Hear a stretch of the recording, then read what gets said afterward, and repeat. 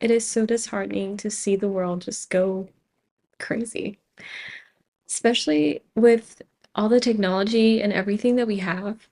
Like, we have access to so many good things that I feel like we're just wasting. And I'm going to speak for myself. I know there's many times where I find myself feeling sad or anxious or restless. And it really is because I bring it upon myself. It's not like sometimes, yes, it's the externals that are just putting so much pressure on me. But at the same time, I get to decide how I react to those things. And that's something that I've been taking to prayer. Um, and the Lord has really been able to show me how to relax in those moments. And I really hope that you get to that point as well, because there is so much freedom once you realize that no matter what happens around you or what your situation in life is, there is room for peace and joy and hope. So it all makes sense that that is what the Bible teaches us.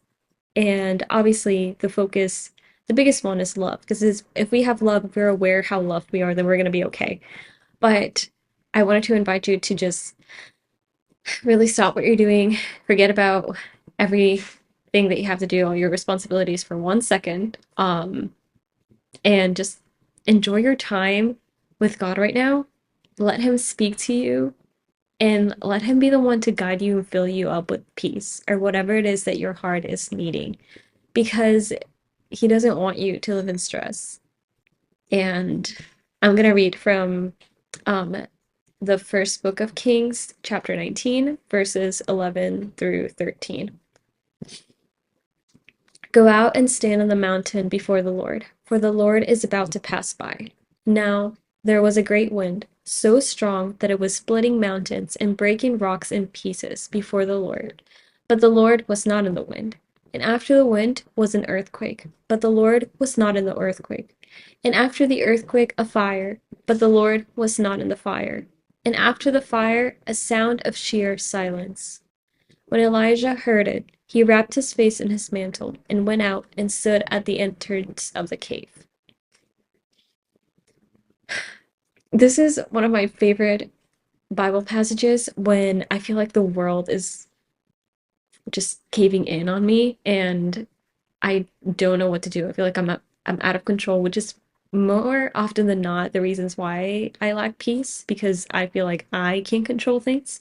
And I am quickly humbled by God and reminded that that's the reason why I am going crazy because I'm not allowing him to be the one in control. And it's all about what I need to do to make sure that I am okay. And that's not what he invites us to do. He wants you to be able to surrender all of your fears to him, all of the responsibilities that you have, and to let him be the one to take care of you.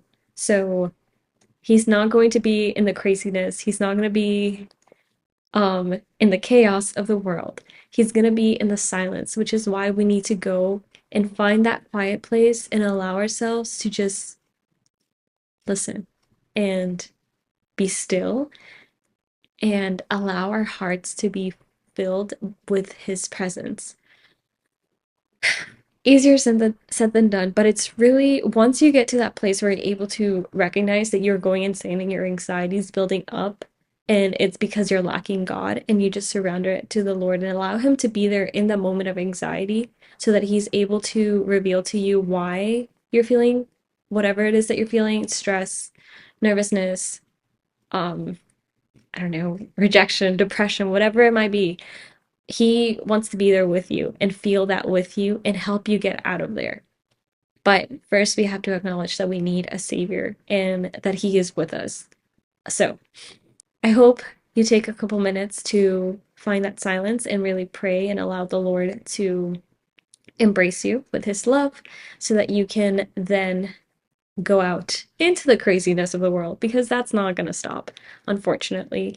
Um, but at least you'll be able to be that sense of peace for those around you and hopefully slowly we will be able to reach that state of peace and tranquility at some point. But ultimately, we know that that's only going to happen once we're in heaven and after Christ's second coming. So until then, we can at least try to have our hearts be fueled by the love of God and share it with the rest of the world. So take a few minutes, like I said, to just be in silence and put your phone down, forget about everything. If you have young children around you, or there's others in your household or what have you, invite them to be part of that silence and that moment of silence where everyone just gets to take a breather, rest, and enjoy your existence before you take